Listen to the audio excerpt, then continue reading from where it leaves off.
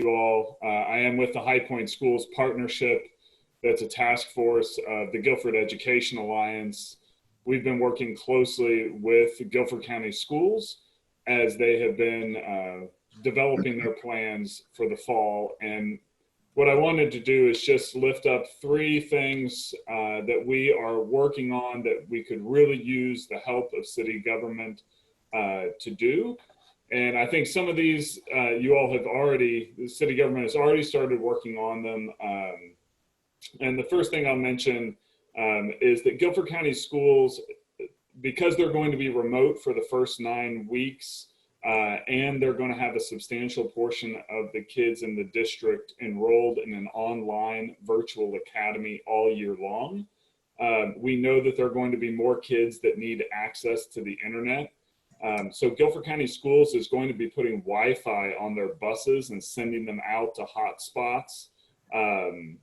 They're also going to have some of their school facilities will have Wi-Fi where people can drive into the parking lots to access Wi-Fi. But they're trying to create a more comprehensive database of available public Wi-Fi. We know that the city provided some of this information back in March about Wi-Fi in the downtown area. And our ask is that the city provide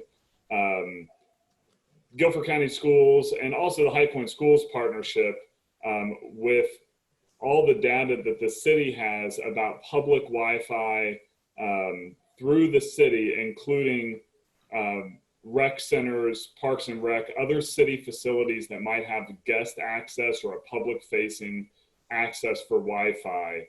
If we can get a map of those, the High Point Schools Partnership would like to try to add private businesses that might be willing to add guest access, any other sites that we can find that have public access so that families in our community know where they can go to get internet, and GCS knows where they most need to deploy the buses for Wi-Fi. So that's request number one. Would you like me to do them all now, or do you want to discuss things as we go? That's one of them we're already in the process of working with, right?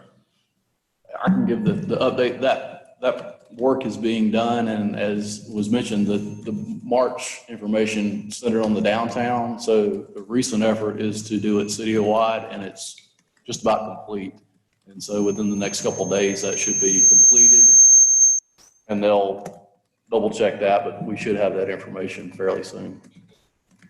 Great. And so that'll be able to go to Guilford County Schools and also, Councilman Jefferson, I think, can help get it to the High Point Schools Partnership as well.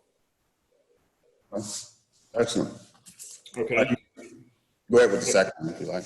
All right. So the second thing that we're looking at, Guilford County Schools has noted that Greensboro is using their public transportation system to help get high school kids to GTCC, which is still holding in-person classes. So Guilford County Schools is encouraging high schoolers to dual enroll and to take classes at GTCC because they'll be able to do those classes in person now, where Guilford County Schools, like I said, will be remote for the first 9 weeks.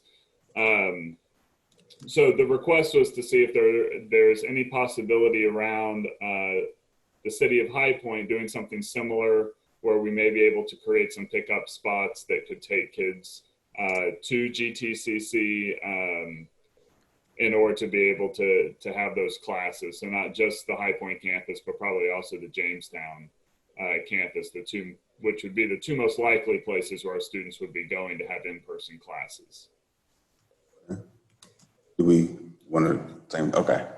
So update on that, there has been one meeting so far between the transit system leadership and the school system to talk about kind of how that would work.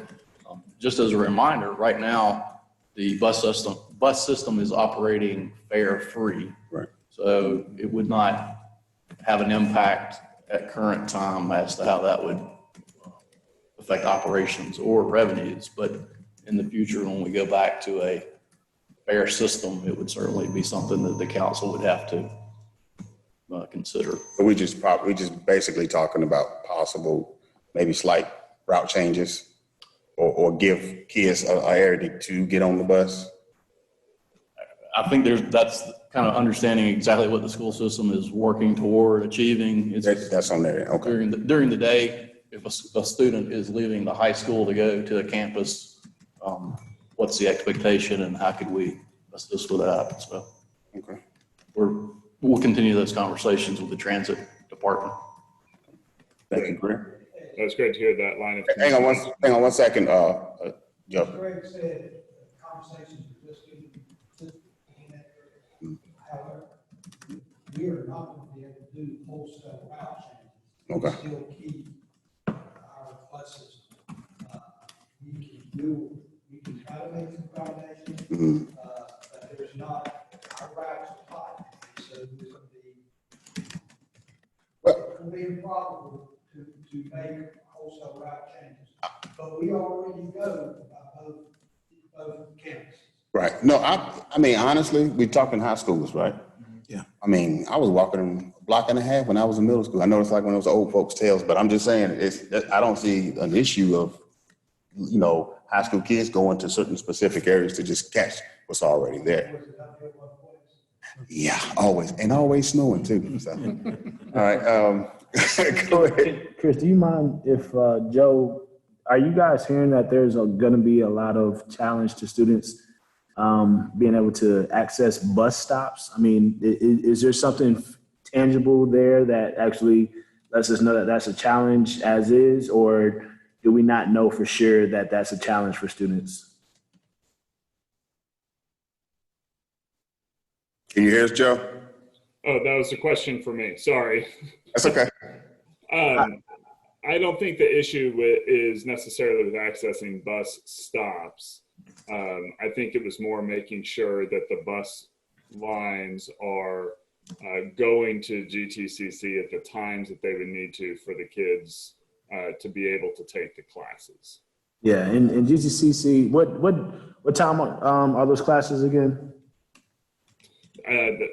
That's really something that Guilford County Schools, I just want to make sure that the lines of communication with our transit leaders in Guilford County Schools are open.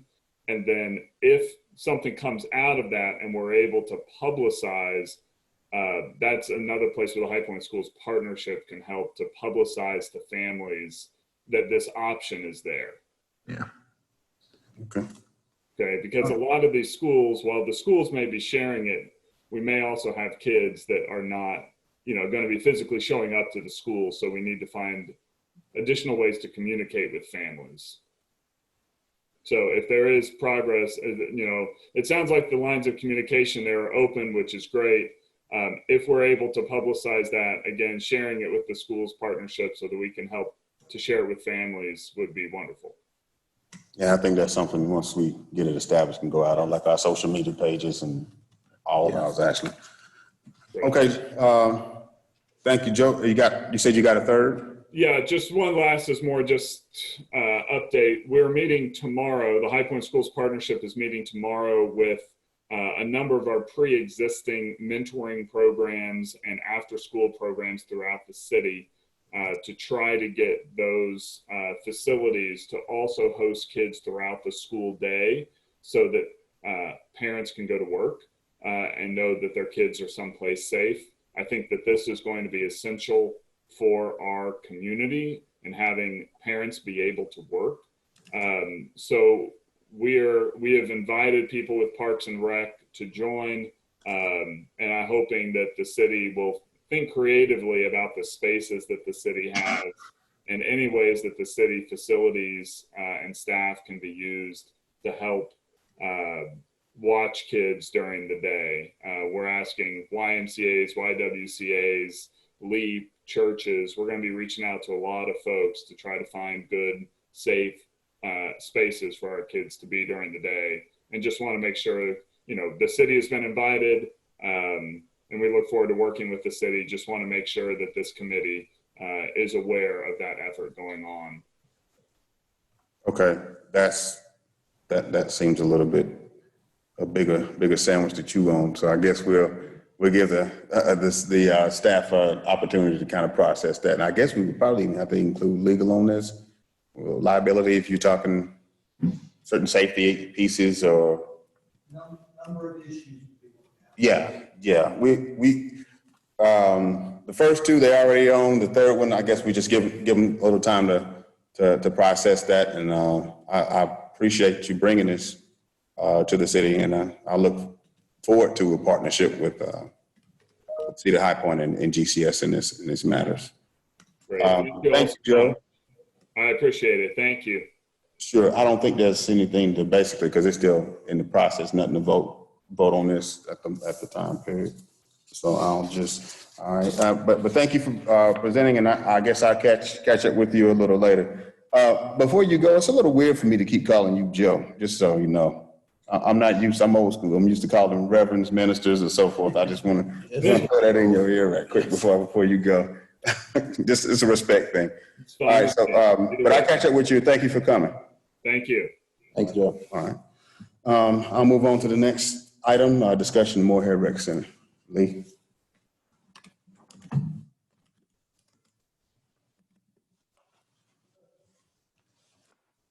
was a little chilly this morning. Yeah, how far do you have to be in that call? It's pretty deep. Rick had a blazer on yesterday. That's not lost on us. He actually wore a blazer yesterday. Break those out till November.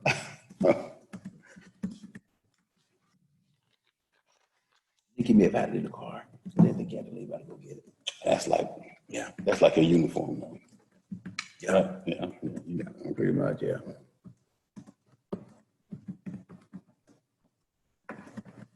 Yeah, I have one sitting in my office at church just because Yeah, every now and then you get the call. yeah, you got it. Oh man, you never know. Right? That's right, you too. You never know. ordained too, aren't you? Huh? You ordained too, aren't you? Wait, I missed the conversation. Ordained minister? Ordained or licensed? Are you like, which one are you? I think I'm a licensed minister. You're licensed, right? Yeah. I'm not anyone's pastor, man. I was licensed at a ministry years ago. Okay. Wait, this is on public record, isn't it? Yeah, everybody listen to the conversation. You know what? So you're not sure? So a reverend, a rabbi, and a nun walk into a bar, and Feel very I gotta sign my name to this. Right.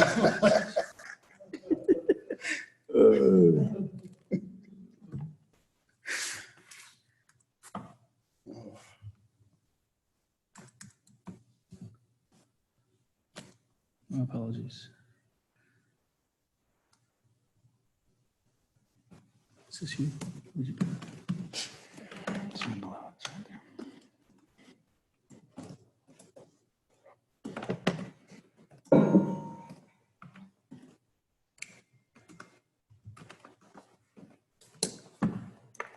I understand, Ryan, trust me, because I just learned to give a thumbs up in Zoom like a week ago. I don't know if this It is took me You forever. know how to raise your hand? Last night's just meeting was last like, you week. can raise your hand? Yeah. You know her. I was like, dang. All right. I was afraid you lost it. Good afternoon. I hope y'all are doing well. Thank y'all for inviting me to speak. It's good to see everybody. My name's Lee Tillery, Director of Parks and Recreation. I think I know everybody. I think I've only met Tyrone once, but good to see you. This is Tracy Pegram. She is the Assistant Director of Parks and Recreation. And she put this, going back what you said, Chris, I could never put this together. She put this together. I just kind of shouted from the other room, but good job. But anyway, I want to take you guys, I know Morehead Recreation Center has been kind of a topic lately and involved in the budget process. So we want to take you guys through where we are with Morehead Recreation Center and talk a little bit about our department initially, what our budget looks like, give you guys an opportunity to learn a little bit about the department and then talk about how Morehead Recreation fits into our department and how we serve our citizens through our recreation department and through our recreation centers, I should say, through our 5 recreation centers, with Morehead being a very important amenity in the city, and talk about a little bit about what our plans are moving forward And I'll talk a little bit about our comprehensive master plan from 2018. And that comprehensive master plan is kind of a planning document for our department that was established in 2018. It's really brought about by citizen input. So we did a lot of community forums, a lot of surveys, a lot of work in 2018 to develop a plan to really guide our department for the next 10 years, as they're about 8 to 10 year master plans are pretty active now. So we took a hard look at what we wanted to do in a variety of capacities in our department, and recreation programming was at the head of the list too. So we'll talk a little bit about that master plan and what it says, and really we can compare it to some of the compare it to the results that we just had with a survey that we did on what our citizens would like to see with Morehead Recreation Center. And we're seeing a lot of similarities too. So we'll talk a little bit about that and some of our plans moving forward, and glad to answer any questions you guys may have. There are a lot of slides. I plan on moving forward pretty quickly, but if you guys need to stop me to ask any questions, please do so. Happy to answer them. And then there'll be some time at the end, obviously, if you need it. A little bit, Greg and I were talking before I headed over. I think the day I was supposed to do a presentation on the department, we ended up running a little late, so we didn't do it. So if you guys don't mind, I'll tell you a little bit about the department who may not know, give you a little history, and talk a little bit about what High Point and Parks and Recreation is. You can see a little bit of the history of our department, which we're very proud of. That's a picture of what was once City Lake Park. I guess it still kind of looks like that, but we're hoping to make some improvements. We are one of the oldest parks and recreation departments in the state of North Carolina, so we have a lot of history.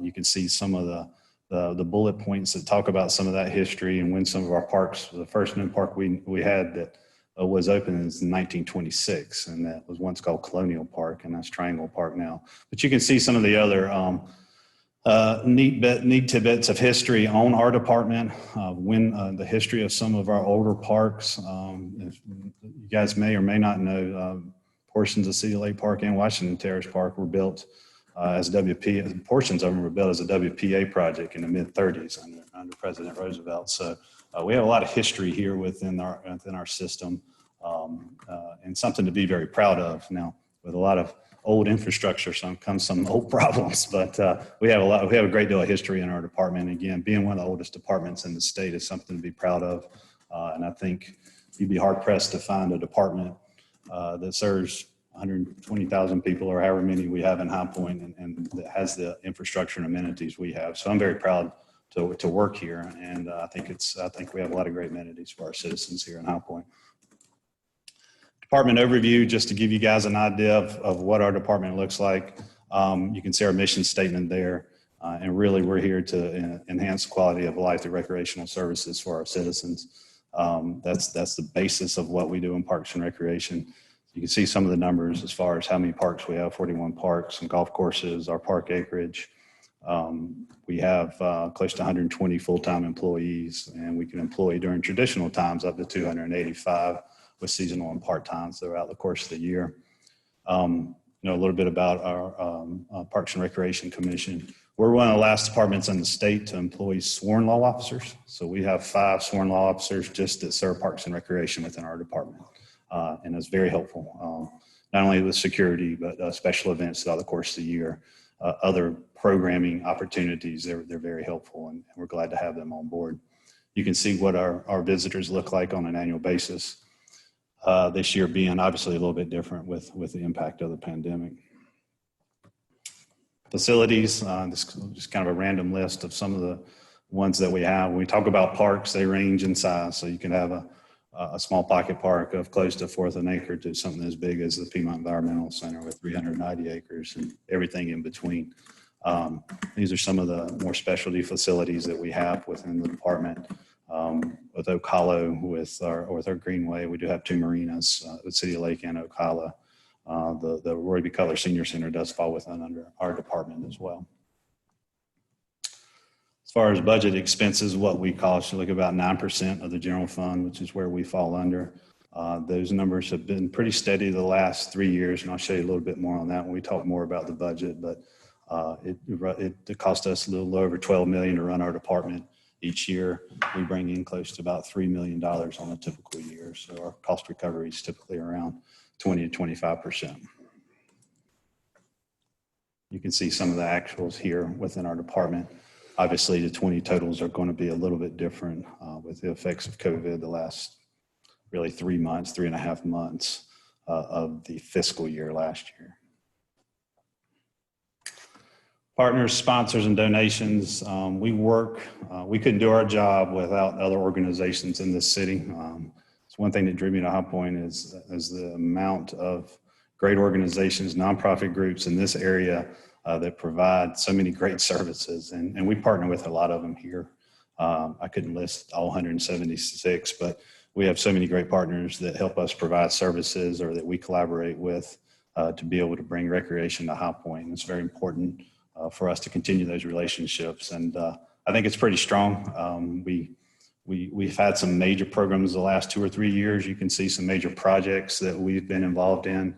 Again, a reflection of some of the great groups here in High Point, the Kiwanis. If you haven't been by to see, although we haven't been able to open it, the Kiwanis playground at Washington Terrace is pretty impressive. I'm sure kids are playing on it, but they're not supposed to, but it is really, really, really nice. This is a picture of the Donahues. They've worked with us to build 2 different playgrounds here in High Point as well. If you were around last winter before the pandemic hit and the end of the year, we worked with Leap and United Way and did a Kaboom grant, and that was to put down a new flooring system, an outdoor flooring system on our outdoor basketball courts at Southside Recreation Center that still looks really good. So that's just an idea of some of the partners that we work with. The last one I'd like to mention is Guilford County Schools. We work with Guilford County Schools in many different fashions, but one, we have a memorandum of understanding with them mainly for athletics, for them to use all of our fields. So basically we go in and we schedule all of their athletics in traditional times throughout the course of the year at various facilities before we go in and schedule anything else. So they've kind of had that first right. And it's many facilities across our infrastructure, and Morehead Recreation is one of them. The fields at Morehead Recreation, Penn Griffith plays a lot of their soccer matches there. So we have a good relationship with Guilford County Schools. That memorandum of understanding, I think, was updated about a year or 2 ago, but it goes for 10 years. But it pretty much just provides them access to our athletic facilities, basically for their outdoor sports. And we're seeing that mainly on the middle school level. But that's a good relationship as well. I'll talk a little bit more about them as it relates to Morehead too, as we had a meeting with them this morning. I appreciate it. Sarah set up a meeting with them on some possible things that Joe was talking about with some tutoring opportunities at the recreation centers moving forward. Okay, our department organization, get in a little bit more into the weeds, is we're broken into 4 divisions. This is how we plan. This is how we manage our department. There are admin, parks maintenance division, special facilities, and recreation. And where we do programming, if we're talking specifically about programming, is in special facilities and in recreation. So you can see when I talk about special facilities, these are facilities not really typical to parks and recreation, but more specialty facilities that we're still proud to have, but we group them into our special facilities division. These are all facilities that are often manned. They're often revenue generating facilities. They're specialty facilities that you wouldn't see in a typical recreation department, and you can see them there. With 2 golf courses, you don't see a lot of municipalities managing 2 golf courses anymore. We're lucky enough to have the lakes and be able to provide recreational opportunities on the lakes and parks around the lake, which provide for beautiful scenery. Everybody loves the city lake in Oak Hollow. The environmental center, there's some parks and recreation departments that have environmental centers, not a lot, but to have something to the scale of the PEC and what we have out there is pretty impressive. And you can see some of the examples of programmings that we provide at special facilities. Now, they're more standard operating procedures there, and these are programs that we're able to work in, like say during off hours, but they're very important for us as we provide programming because, again, we only have 2 divisions in which we actually provide recreation programs, special facilities, and recreation. So let's talk a little bit about the recreation division. That's what you would typically think would fall in the recreation division. You can see what's in there. It's all 5 of recreation centers, our special populations, our athletics, both youth and adult, Roy B. Senior Center, and the Washington Terrace Community Center and the park. They fall within our recreation division. So you can see here what kind of programming takes place in the recreation division at these various venues. Athletics are huge. what happens at our recreation centers, and an idea of some of our programming that goes on there. And we'll talk a little bit more in detail about after school and summer camps, fitness classes, exercise classes, pickleball's on the rise. Senior Center, the activities that we have there, and seniors also use all of our other recreation centers. Our recreation division staff is the group that is responsible for putting on our special events throughout the course of the year. You can see those top four.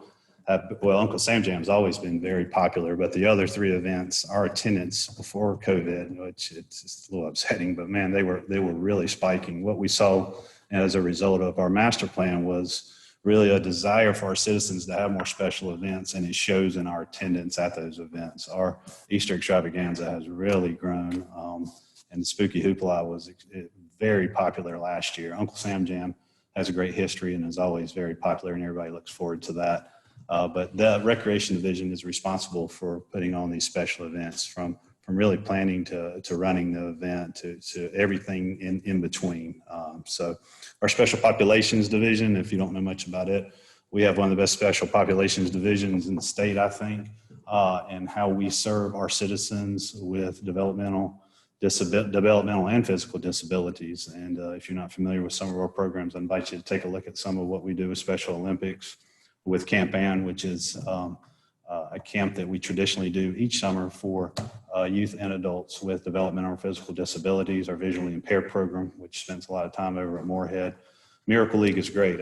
We budgeted to put a new field surface at Miracle League, and then COVID hit. So whenever we go back out there, those kids are going to be excited. I'm assuming it's going to be next spring, but if you don't get a chance to visit and watch some of those games in the Miracle League, I invite you to do so. I got a silly question. Yeah. What's the difference between Spooky Hoopla and Boo Bash? Because I've seen that. We don't have enough time for me to tell you the difference between. I remember, what did we hold at the stadium last year? We held the which one was it? Spooky Hoopla is at the stadium and Boo Bash is at City Lake. Thank you. They both Okay. have about 4,000, 5,000 people at each event. Okay. Probably some carryover because we don't have it on the same day. All right.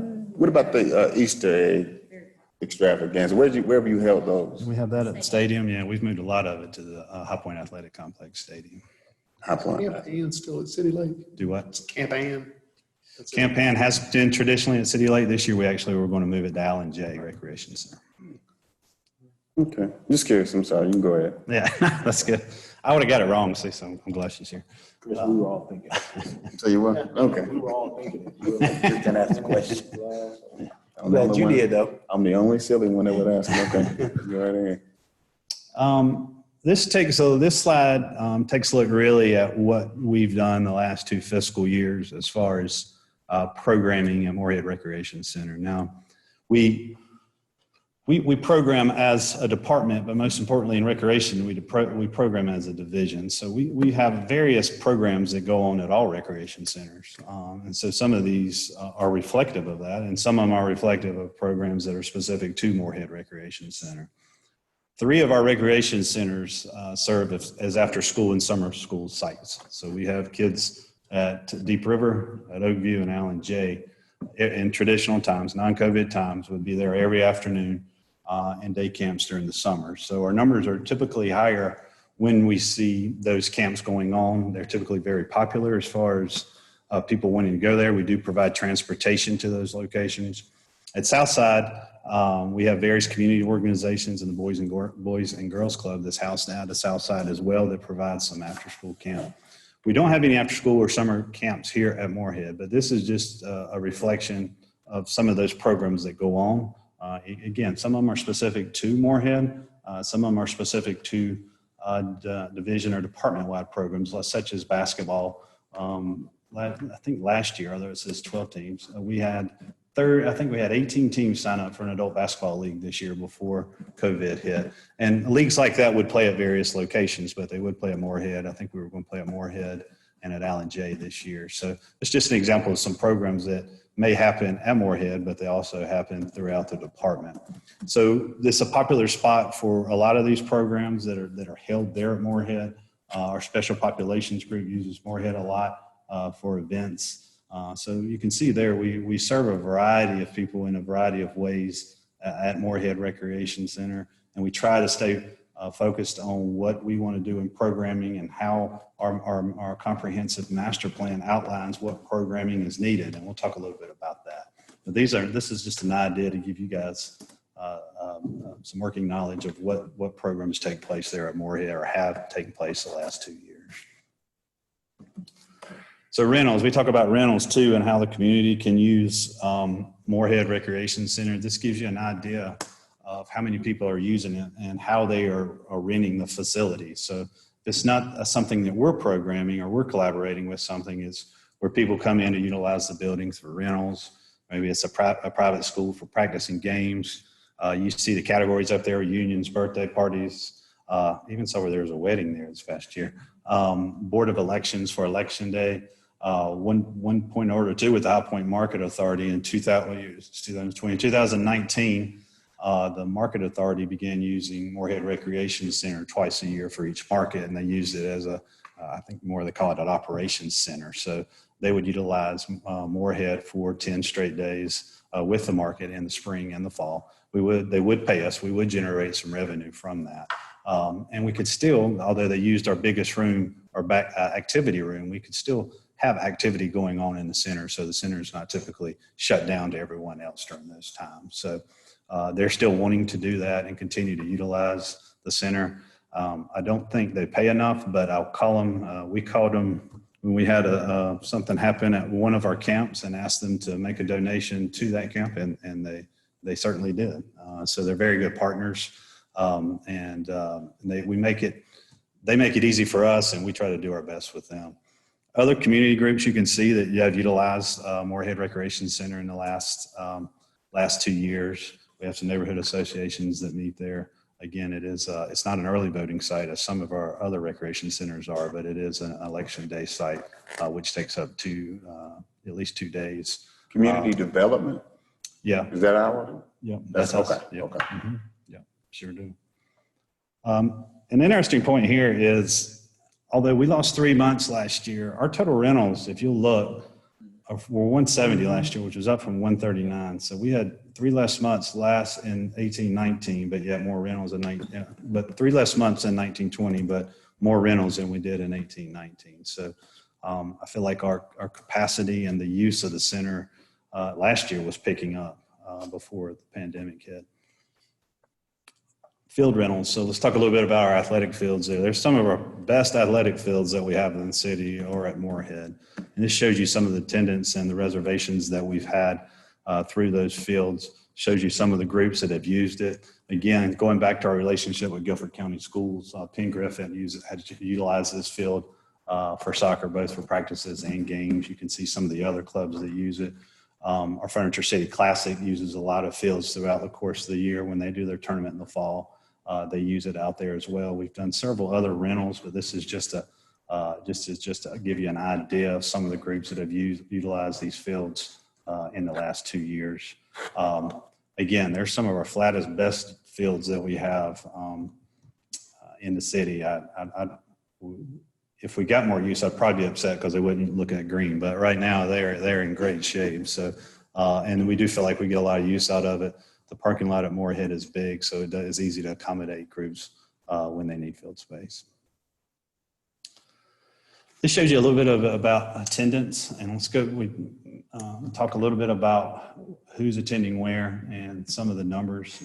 Again, Morehead, if you look at that number, is a little bit up in a shortened year as opposed to 18-19.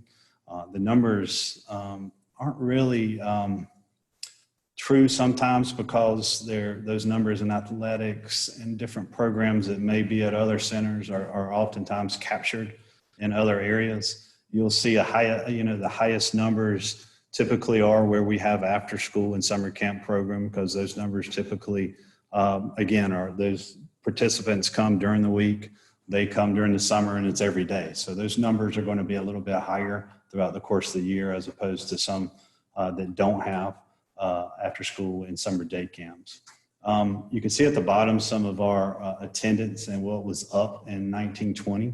And in pickleball is obviously increasing really nationwide, but it's an increasing recreational amenity. People love playing pickleball, and it's really not just for seniors anymore. A lot of people are playing pickleball. increase in open gyms, and like we talked about earlier, an increase in rentals last year as well. So talk a little bit about our Parks and Recreation Comprehensive Master Plan, which was completed in 2018. Again, as I mentioned earlier, it covers a 10-year period, and it outlines action items in those 5 categories of parkland, facilities, recreation, operations and maintenance, and finance. And this goes through, we don't have to talk in detail on all of them, but this is specific to our recreation vision and goals. And it talks about what we want to do in the next 10 years, core program areas that support the recreation needs and facilities developed in the city, while developing niche services that are in the most co-effective manner while ensuring a quality product. Sorry, that is a tough sentence. A lot of what we want to do is, one, we don't want to duplicate services that are already offered in the community. So finding those niche services to provide in our recreation centers that are wanted and that are needed. And that's kind of outlined in these goals when we talk about developing a recreation program plan and expanding on the 6 core program areas. And I'll share with you what those 6 core program areas are. The 4th one is really conducting capacity study and see what we can really handle, and doing a really good evaluation of our programs and kind of the life cycle of those programs.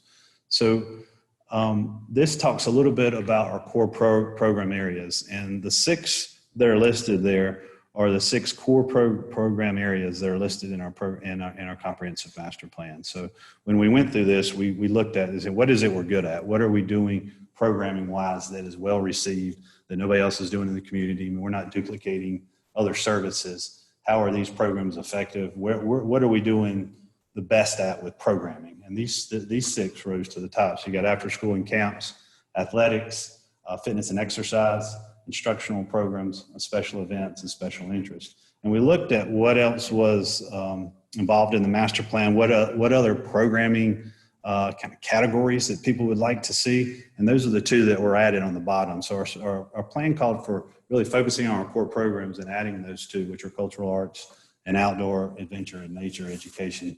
And if you see the number beside it, that is the number of programs in those particular areas in FY 19 and 20. So you can see we are high in athletics, special interest, outdoor adventure and nature education were high, of course, after school and camps. So we were doing a good job of focusing on those 6, now 8 programs, or core program areas that were outlined in our comprehensive master plan. This is how we do it. I know you can't see that. I am sorry, that gets a little small, but this is what we do with programs, and this is how we evaluate them. We look at our program inventory, we look at our target ages, we look at how they're classified and if they're falling within now those 8 core program areas. We look at life cycles, and that's very important. Life cycles of programs, something that may have been popular 5 years ago and we're still trying to offer it today, may not work. So we look at the life cycle of programs and what we should do to generate interest, or if a program has kind of run its course and we need to move on to something else. This helps us to do that. We also look at pricing strategies, and then we also look at cost recovery as well. So common themes from all community engagement in the master plan. This is what really came out of that master plan. These are the amenities and the programs that were identified by members, the citizens of High Point, what they'd like to see, what's important to them. So you can see some of the amenities, fitness, dog park. We put in our first dog park about 3 years ago. Greenways. Greenways are always going to be popular the last 10 years. That's probably one of the most popular recreation amenities in North Carolina and throughout the country. So greenways and trails, the ability to get out and walk, run, exercise. And the senior center got a lot of response as well. So you can see some of the programs that people would like to see. Special events and family festivals are at the top of our list. We see that a lot. People wanting family events where they can come out. And we see that in the results as far as people coming out before COVID. Those numbers were extremely high. So we feel like that one is right on cue. Outdoor music and concerts are still very popular. Again, a more family-oriented event. Exercise equipment for seniors. What you're seeing with seniors and those entering the time to retire or latter part in life, I never know what to say because I don't want to offend anybody, but they're more active. Seniors are more active these days. And so it's when we're looking at building a senior center, it's not going to look like the senior center that's there today. It's going to be a senior center where people are more active. When we have a lot of seniors that are coming up, the baby boomers are coming up, reaching that retirement age. So it's a different way in which we're going to program with seniors. And you see a lot of that, and you see a lot of it focused on fitness as well. Art, dance, performing arts, which goes along with some of the cultural arts recommendations we got from our master plan. Outdoor adventure, which again is replicated in what you'll see in some of our core programs, education and life skills. So then we did the Morehead Recreation Center survey that closed on Sunday. We had 381 total responses. And I'm trying to show y'all how this maybe compares to what we have in the comprehensive master plan.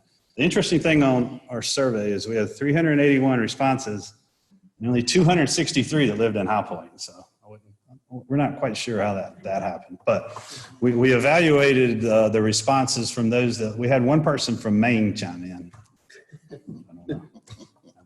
But we had, what we did was look at the results from those who lived in High Point. So you can see those results are evaluated here. So the frequency of visiting the center, about 15% that visited every week, 28 once or twice a week, 20% that visit less than one time a year. Only about 6% live within walking distance of the recreation center. And I'll talk a little bit about that as well too.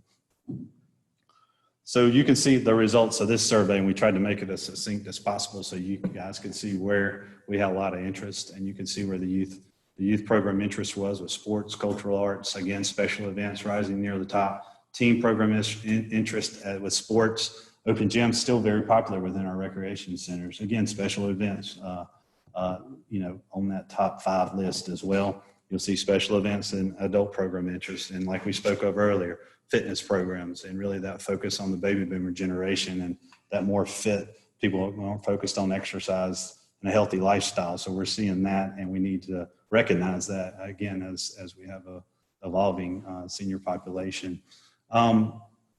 This is very similar to what we saw in our comprehensive master plan, and so it's enlightening, but it's also good to know that we're seeing those same themes, not only with this survey, but what we have in the plan. So we feel like we have a good idea of what our citizens are looking for, what they're asking. It's our job really to figure out what that looks like within our recreation division and what it looks like at Morehead. But we have a good idea of, I think we have a good idea of, with this survey, and again with our comprehensive master plan that's now about 1.5 years old, it gives us a good idea of really what people want from recreation through the city. So it was interesting to note that we saw a lot of similarities between the two surveys, even about 1.5 years apart. These are some other things that people kind of threw in there. When you do SurveyMonkey, you get all sorts of ideas, but ancestry class, lunch and learns, computer classes, a farmer's market. These are some of the things that also showed up within bingo, self-defense classes. These are some of the things that showed up as far as recommendations for what they'd like to, what the citizens would like to see at Morehead. A couple of challenges that we have with Morehead. It's really, again, not trying to duplicate services. You can see within a 2-mile radius what kind of programs are going on.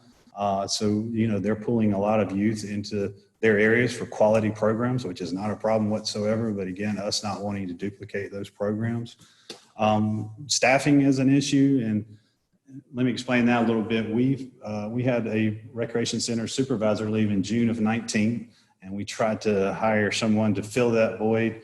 And she took the job and then turned the job down. So we went back to the drawing board, hired someone. He stayed 2 weeks and left, and then COVID hit. So we haven't had a recreation center supervisor at Morehead in about 14 months now. Now we've been closed. Recreation centers have been closed since March. But that is an issue because we need to look at our consistency in staffing there. Really have someone that is a voice of that center, and that's what typically our recreation center directors are. All of our recreation centers have a recreation center director and assistant recreation center director. And then we have other staff that help with programming after school, other times of opening and closing the building throughout the course of the year. Lee, do you mind talking about, you mentioned the two, one, I believe, took the job and then backed out, and then one was there a couple of weeks. Do you mind talking a little bit, if you're able to know what their reasoning was? So Tracy might can help me out here. The first one was coming from out of state, Cyril, and it was more of a, this is when I can be there, this is when I can be there, and then Didn't show up for orientation. just didn't show up. So That's how she gave us her notice. yeah. So then we have to go back to the drawing board and open it up.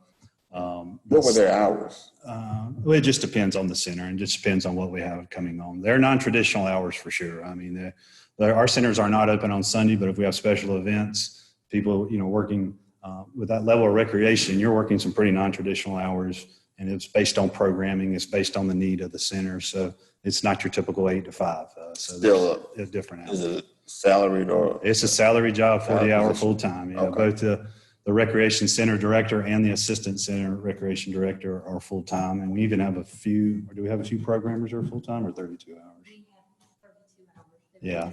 So after that, we have what you call PBs, and they're 32 hours a week. But the recreation center director and assistant are full-time employees. And the assistant who's there right now, there is an assistant there, right? Yeah, Right? Valentina, yes. And Valentina's kind of serving. Yep, as- and she's been in the department for a while. And in the last week, we've promoted from within. So now we had openings in about 4 spots in our recreation division, and then the pandemic hit. So with the recreation centers closing, we chose not to fill those positions until we were in a better position to fill those. So because the recreation centers are still closed. So we didn't feel like it was prudent to go ahead and fill those positions until we knew a little bit more that was going on. I didn't know this would still be going on in August, but we've moved forward and made some promotions there. So we should be up to full staff at the end of August. Just to be clear, Randy, are any of those positions impacted by the targeted hiring freeze? Okay. No. Okay. So again, a little bit on the COVID impact, kind of leading into that. Thanks, Cyril. It shows you some of our programs that we had to cancel this year. We had a lot of sport camps lined up that were going to happen, including a gymnastics camp that we had got some equipment for. I'm pretty excited about. This shows you some of the programs that were canceled. You can see where we had 18 teams registered. I mentioned that earlier for an adult basketball league system-wide, but they would have played some at Morehead as well. Morehead did host 3 COVID testing and food giveaways throughout this process too. So that's been beneficial. Talk a little bit about budget impact. I know we wanted to look at expenses and how much these recreation centers cost. And we'll talk a little bit about cost recovery. You can see there across the board what our expenditures by activity for the last 3 years. These are actual expenses in the recreation division. They've been pretty steady across the board. The recreation centers are going to have some standard costs, set costs that we have every year. Each one are going to have them. And I'll go through those real quickly here in a minute. But a lot of those costs are pretty similar across all the recreation centers. Southside is a little bit bigger. Southside is bigger than the other 4 recreation centers. So we have some additional costs there. We also bring in some other revenue there as well. Quickly, Are we seeing that? I'm sorry, go ahead, Wesley. I was just asking why Oakview? Yeah, Oakview's Oakview is so high. Is one of the smaller attendings. Why is it? So that's got to be reflective, and I meant to look into that before. I knew you'd ask that, Wesley. I meant to look into that. That's got to be reflective of some deferred maintenance costs that we had. And I'll talk a little bit about that, but I think that's some deferred I didn't know if there was something maintenance obvious costs. that you could say, oh, this is why. Well, with most of these the older recreation centers, you're looking at 2 issues that really cost us. One's roofs. The roof at Morehead needs to be replaced. And our last estimate there was $100,000. Most of them have, Oakview and Morehead have 3 HVAC units that serve the building. We've replaced 2 at Morehead and 1 needs to be replaced. And when I say they need to be replaced, they're 30 plus years old. And these are big units and they run anywhere from $30,000 to $40,000 a piece. So that's been a few years ago. That wouldn't be reflective here. No. Yeah, just in 3 years, it's gone up $100,000. Yeah. So I mean, there's something that's. I knew I figured it was something. I will get you an answer to that Doing because something that number like does that. look funny up there. And this is expenditures by function too. When you look at the last 3 years, so you're always going to have personnel costs. You're always going to have facility maintenance. This looks at our utility costs across the board, and there's where we factor in costs for programming. internal services, computers, gas, things like that, some of our operating costs, and then capital. So that shows you where those costs are broken down. And this shows you our revenue by activity the last 3 years. So I want to get ahead of myself real quick and talk to you a little bit about how revenue is generated. I'm going to go back to the other slide, but this is how revenue is generated in our department. So when we look at a cost recovery that ranges anywhere from 20 to 30%. This past year, we're at 20% due to COVID. This is where we typically generate revenue. Our biggest revenue generators come from the golf courses and green fees, and our second ones are from campground. But if you look at the third, is program participation fees. So we do generate some revenue from recreation program throughout the course of the year, and that's across the board. So if you guys remember, we talked about special facilities and recreation division. That's where those numbers come from. You can see where we generate revenue in our department, kind of top to bottom, but the golf courses, campgrounds are actually, a lot of people are camping. Our campground revenue continues to go up and is a good source of revenue for our department. Now, on the flip side, when you have these great looking revenues, I don't want to show you the expenses that go along with it, because golf courses are open every day of the year, aside from 2 days of the year. So the lights are always on, people are always working. Golf courses are open every day of the year besides Thanksgiving and Christmas and when we have terrible weather days. But so we have a lot of expenses, and you can imagine the expense that comes along with maintaining a golf course and keeping them in the shape that we keep them in with the acreage that we have with 2 golf courses. So there are some expenses there. So if you look at the revenue by activity, it shows you, it's a little bit reflective of, again, that after school and summer day camp, which those will be higher. Our athletics is high too, and those are 3 of our biggest revenue generators as far as what we bring in, as far as resources for funding for our department. Now, I show you this thing just so y'all can see that and understand our budget. This is obviously not why we do what we do in Parks and Recreation to generate money. Obviously, we're always going to be a department that's subsidized, but I do think it is important to me and is important to us to really look at our operations year to year to make sure that that cost recovery does not continue to go down, because when we budget, we always obviously take into account that revenue versus what those expenses are, and obviously it lessens the impact on the general fund. With expenses continuing to go up, we have to monitor this each year to make sure our cost recovery does not continue to go down. And I think it's just prudent for us to do that, to make sure that we're giving our citizens the best bang for the buck, and we're doing the best job to really recoup some cost and provide recreation services. Again, these numbers aren't why we do Parks and Recreation, but it is very important in the grand scheme of things and how we budget and plan as a city. And we want to make sure that we're doing our part to bring in funds. And let's face it, the infrastructure that we have not only in the city, but with Parks and Recreation takes a lot. It takes a lot to maintain. And we haven't even talked about deferred maintenance. So you talk about the age of some of the infrastructure of some of our, whether it's rec centers, whether it's Randy brought a good point. It's the no fun stuff, having to budget money to repave a parking lot. It's not a lot of fun for somebody like me. We want to put it towards Parks and Recreation, but those infrastructure costs are real. And those deferred maintenance costs are real, and they'll continue to add up, year by year. So again, we want to be prudent and make sure we're doing our best to be as efficient as we can financially with our department. Not to go too far off the path here, but since we're talking about cost, what is the deal with the fence, the Brentwood facing side of the fence at the golf course? How many times have I seen that thing hit or torn down? Because it's down now, right? Right around the corner of, was that Nathan Hunt? And it's not our fault, obviously, but I'm just curious how many times I've seen a car or whatever it is going in that fence. It's part of like a monthly report I get, like who hit that thing each month, because we get Somebody that keeps getting all it. the time. Yeah, yeah. I'm thinking, do we need to talk to NCDOT about putting a crash rail there or something just to try to divert some of that? Because they tear into it. It's amazing how many accidents we've had there. So. Lee, if you don't mind me asking, Southside Rec, it jumped up from 4K to 23 and then 20 again.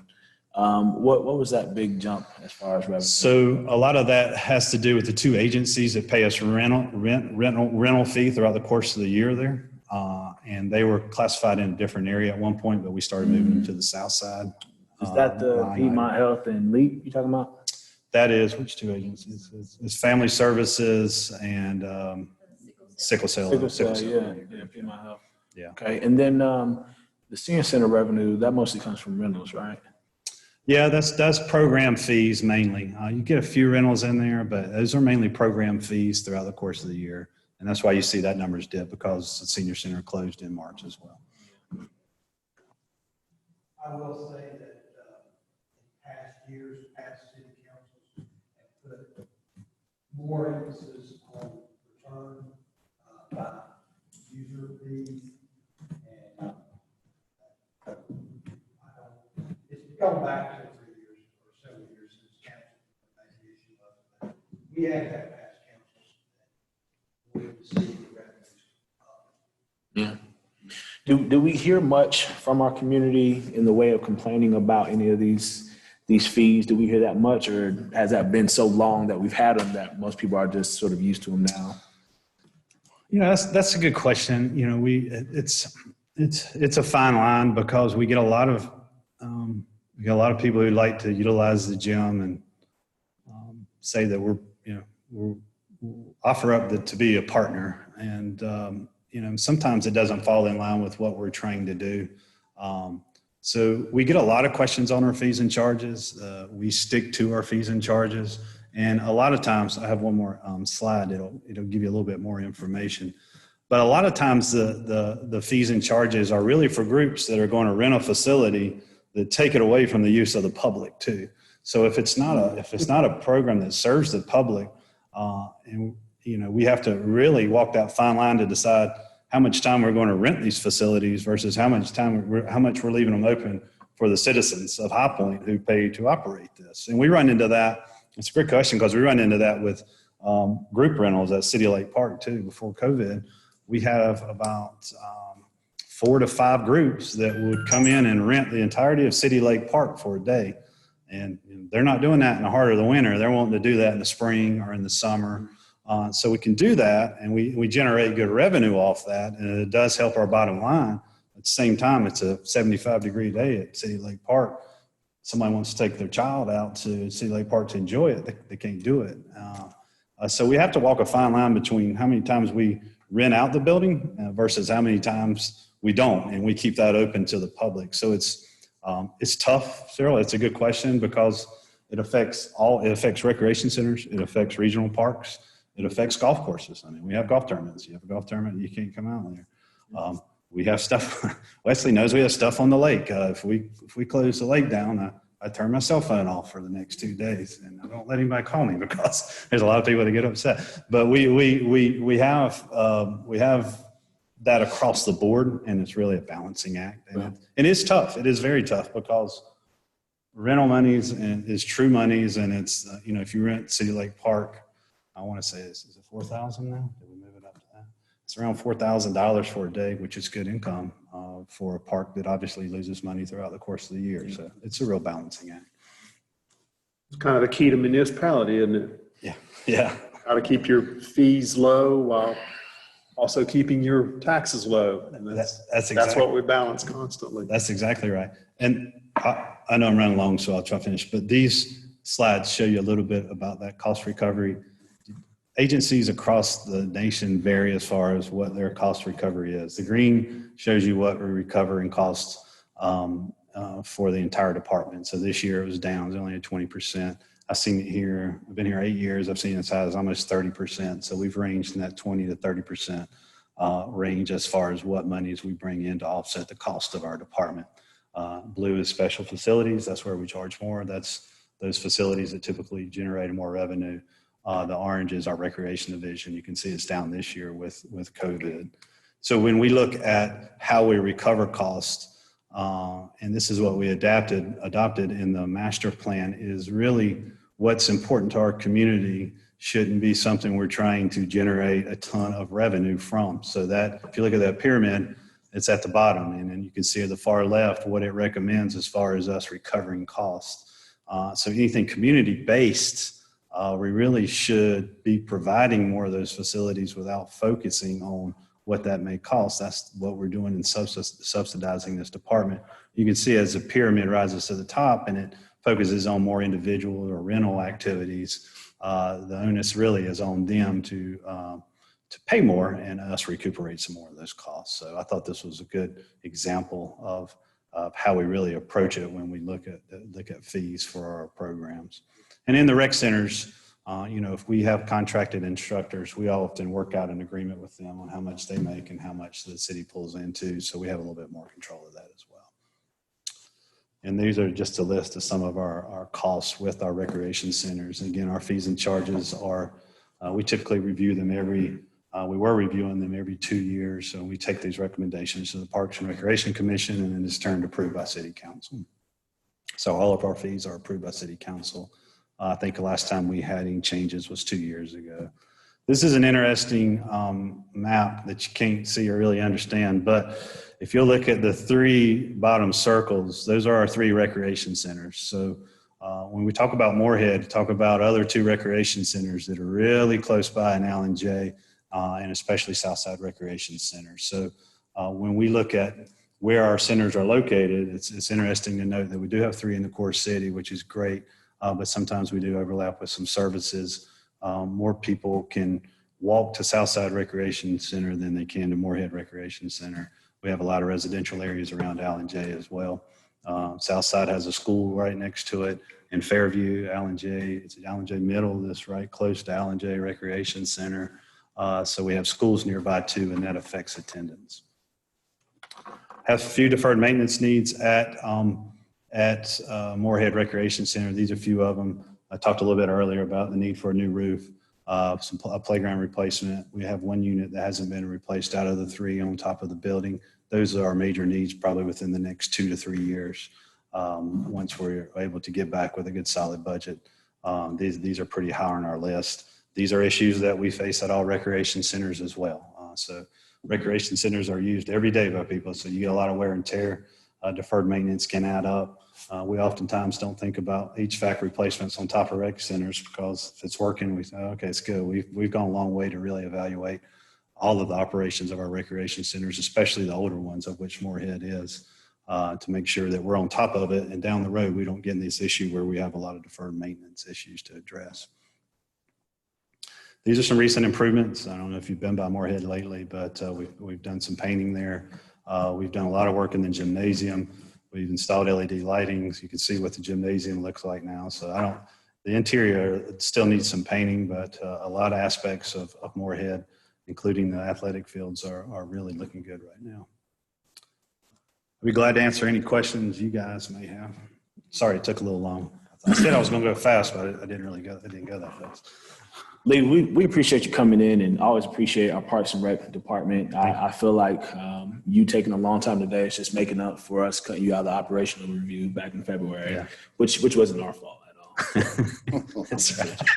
But no, seriously. So this past summer in dealing with, I guess, the budget, and obviously Morehead came up and we found a way to get it back in the budget, but then you guys responded with a survey to ensure that we could get community feedback. There was a concern about that survey only being given out electronically. And my response was that, we're in COVID-19 and we have to be careful about hard copies and in-person type things. Mm-hmm. Can you guys talk through what other ways you may be mitigating the challenge of people who can't do electronic surveys? Yeah, that's an excellent question. And it's so difficult during these times. Typically we would take, our marketing team from our department would go out to special events and we'd be able to get input there and let people fill out surveys if we had them. We don't do a lot of hard surveys anymore, but we certainly can. We can give out information.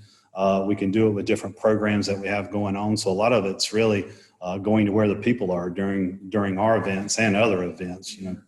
Paige from a marketing team would go set up at the Arts Council concerts, some different special events, a Coltrane, wherever, so that we could hand that information out. So without the ability to really bring people in and have more public forums, because we can certainly do that too. We did that with the master plan where we bring people in and say, what would you like to see? And they have different basically scenarios they can go through and say, I'd like to see this there. We do this with master plans and we can really have it more interactive, but not being able to do that now, Cyril, it's been a huge challenge. And I agree. We had 200 as actually, I think, a decent response, but I wonder too how many more we could get with some non-traditional ways that we typically would. Yeah. And I imagine obviously the challenge of the in-person interaction is what we're dealing with here. But I also wonder how many folks may yet be aware that a survey is even taking place right now. Yeah. There may be folks, I know when I got it, obviously I got it via email or even talking with the city manager or yourself about it. And then I also saw it on social media, which I know our team does a great job of reaching a lot of folks who are on social media. Is there some other way that we're at least informing folks so that they can be aware that there's a survey they can go online and take? Maybe through the mail. I know at one point, and I'm not always the biggest fan of it, but at one point we were using our mail where the bills are in to at least tell folks about certain things. And certainly I'm not saying we should shift our whole plan for marketing stuff for one thing, but there was such a great concern about it this past summer. I just want to be mindful that we're getting as many folks aware that there is a survey, knowing we can't do it the normal way, but we at least want folks to know we're doing it a non-traditional way. Yeah, and it's challenging. You know, we struggle a little bit with people indicating that they don't know about our programs, and then we have these discussions like, man, what else can we do? You know, because we work pretty hard to promote our programs. Was this not on the news at one point?